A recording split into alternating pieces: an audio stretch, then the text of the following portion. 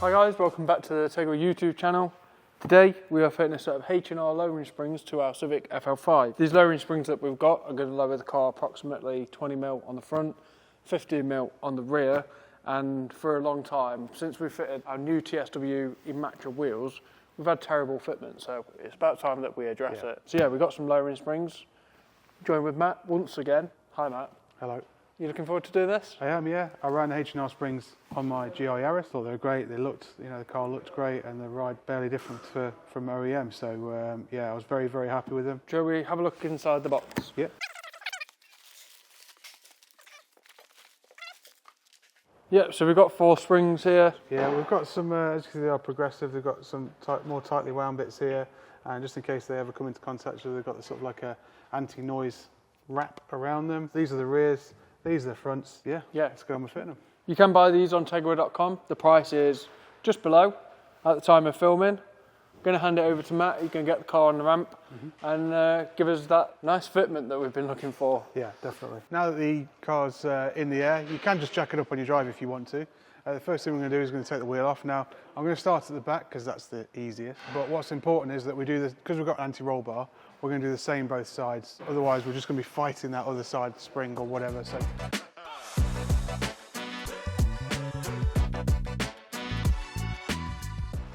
With the wheel off, we're just going to support this arm.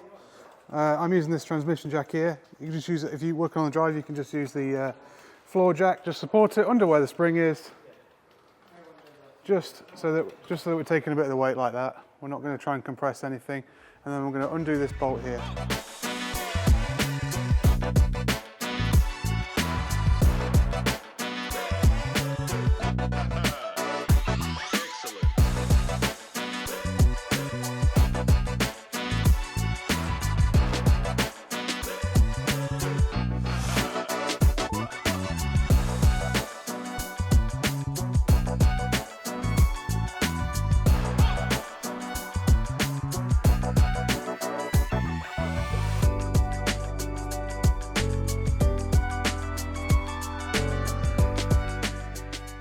So now we've got this spring in position here.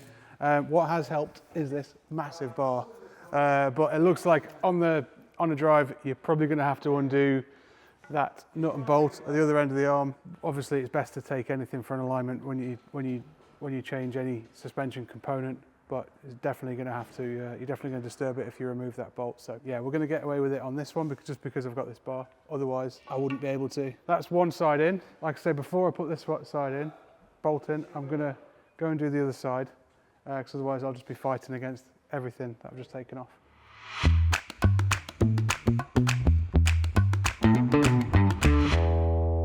Both springs in, so what we're going to do, put both the shock bolts back in, tighten them up, and then we're going to put these bolts back in. Now we're not going to tighten these up all the way because as this arm goes up and down, if we tighten the bolt up when it's like this and it starts sitting like this when it's back on the ground, what we'll end up doing is stressing this bush out. So we'll tighten it, we'll just nip it up, back it off a touch, then we can get it on the 4-poster, get the alignment set up, we'll torque it up, and we'll put all the torques in the description.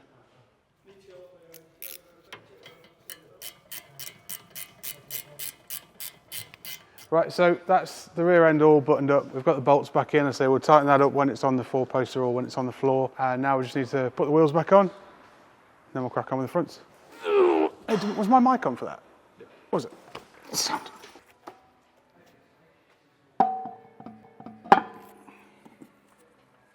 Okay, right, so now we've got a front wheel off. So we are going to have to completely remove this damper setup and use spring compressor to set the springs off the damper. So we've got a bolt here that clamps it to this sort of knuckle, and we also have this nut at the back with the bolt the other side, bolt head the other side. That needs to come out, and we've got a anti-roll bar drop link here as well. And lastly, we have an electric connector here on the back for the adaptive dampers. So that's got to come out, and then on the top, which we'll show you in a minute, we've got 3 nuts. We'll take those off as well, and the whole lot will come out. So the only thing to watch out for, I'm not sure if it's going to be a factor on this, it probably is with this suspension setup, is when you're doing anything like that. If you take the damper out, the front, the top of the disc can come towards you, and that can sometimes pull the inner CV joint apart. So you just need to get something to tie this towards the car, just to make sure that doesn't happen.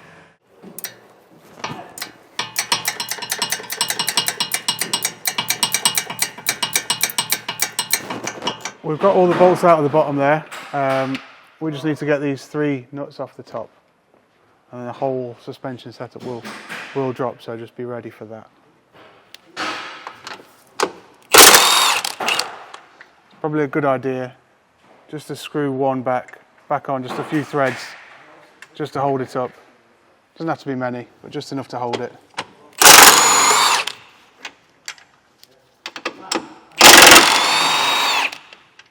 Okay, we'll just leave these nuts up here so we know where they are.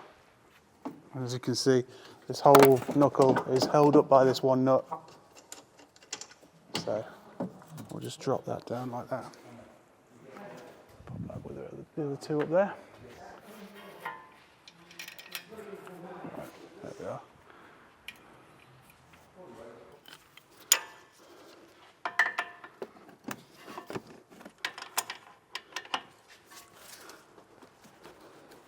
Okay, so we've got the front damper out now. A little bit more involved than we thought. It was quite keen into the knuckle there. But so just to make it a bit easier for us, what I've done is I've taken out the hub nut here, just so I can push the CV joint back in, and then I don't have to worry about it pulling the pulling the inner joint apart.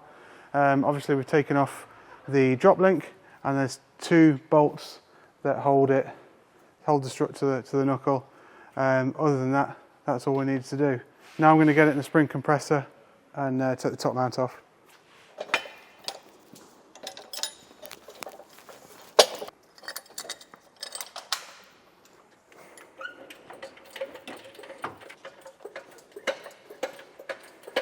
What do we want to do?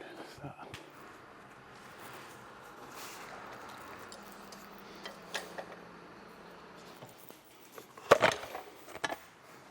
Okay. Right, so now we have we've taken the top mount off, and all I'm going to do is I've just taken it, popped it here to one. Well, tell you what, we'll pop it on the workbench, leave it like that. Get this top mount rubber, turn it off there. I've just put a bit of WD-40 just to make it a bit nicer, and then we'll take this bit off the bottom as well. So then we'll get our H&R spring. We'll just double check these part numbers again. So they are mirrored. So the springs go opposite ways. So we'll just find the one that matches our spring there. Put that same spring down. And pop it all back together.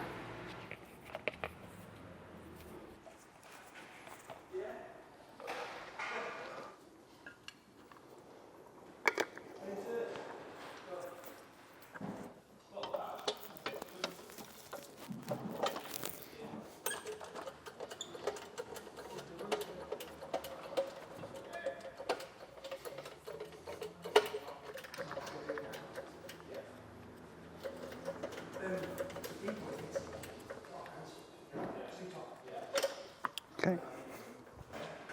Right, so new spring's on, the top mount's back on, it's all tightened up. Again, torque settings will be in the description. Just popped it back in. Again, it's a little bit awkward because you're going to try and align it down here and up here, and everything wants to move around and nothing wants to, wants to be in alignment, but it will go in. But yeah, so we're just going to pop it all back in, make sure we tighten everything up, and we don't need to worry about the things that we did at the back. So we're not undoing any like bushed bolts. Everything's on ball joints or whatever we've undone here on the front end. So we'll be absolutely fine. Tighten it up now on the ramp when it's nice and easy.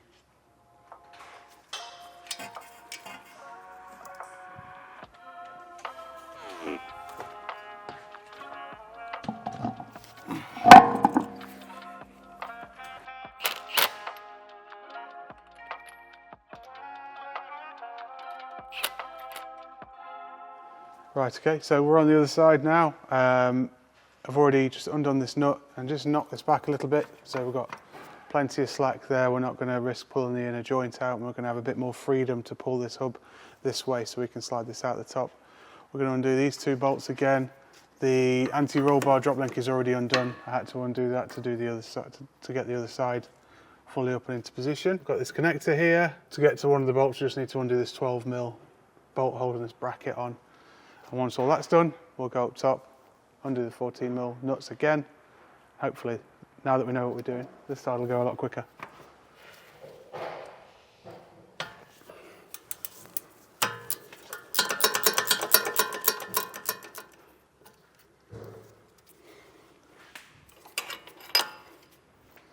Right, so now the bolts are out, what we need to do is pull the hub down and leave the shock up.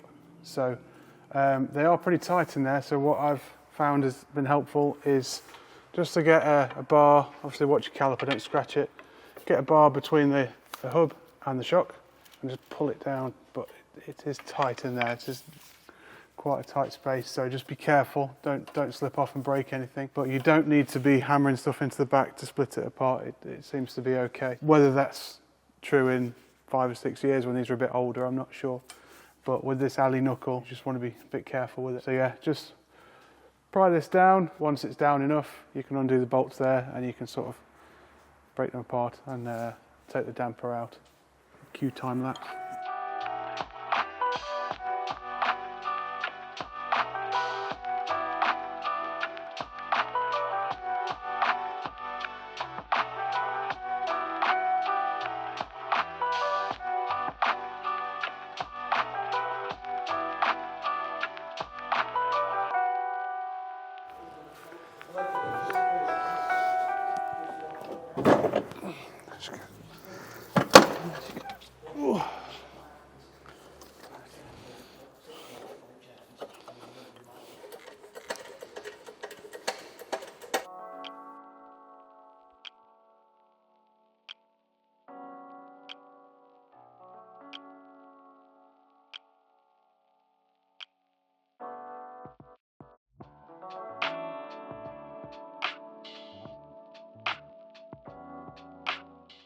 Right, so that's this corner all back together, springs in, everything's back together. I'm not sure how much you would have been able to see on camera, so we'll just show you what bolts you'd need to undo. So we have the anti-roll bar drop link here, just that top nut there. There's these 2 bolts, these need to come undone, there's nuts on the other side. And to help you get to those, there is a bracket there, so you can take this bracket off, just 112mm behind there. This needs disconnecting. So to disconnect this, you just push this white bit back and then press down and remove it like you would most other connectors. And then obviously we have the 3 14mm at the top. To give you a bit more of an advantage, you can take off the CV joint nut there, just to make sure that you're not going to pull it out, and just give it a little tap with a soft mallet just to tap it out, make sure it's nice and free. But that's it. This side came apart really nice and free. Went together really nicely, so hopefully they're all like that when they've got a few more miles on. This one's only done about 1,500 miles, so it's quite nice to take apart and put back together again. But yeah, so now we're just going to put the wheel back on, drop it down, and we'll see how it looks.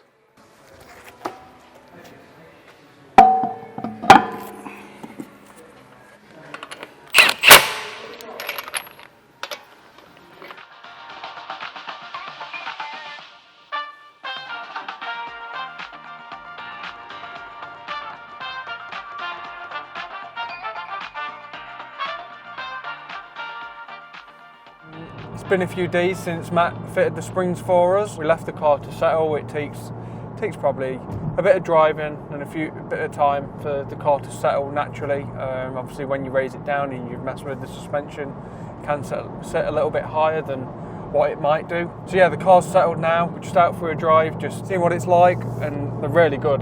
To be honest, the comfort from the stock springs, you can't really tell the difference, especially just cruising on an A road like this, some dual carriageway.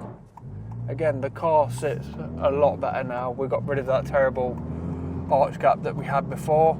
Yeah, that's exactly what they're for really, and they're at a fraction of the cost of coilovers, and they're not as involved to fit them. Ideally, when you fitted lowering springs, you may want to get an alignment just to check that everything's still within the tolerances, and you're not going to get any uneven tyre wear. Again, these are only, you know, we've not lowered it by a huge amount, 20 mil, 15 mil. It's not like coilovers where we've come down sort of 30 to 50 mil. So yeah, we should be all right on that front. But even over these speed bumps that we're going past here, it's not uncomfortable at all. And to be honest, it feels exactly the same as it did when it was stock, so that's really good. Obviously this car, it's a Civic FL5.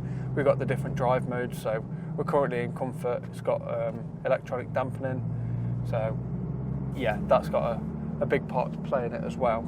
So yeah, we're in comfort, which is the comfiest mode.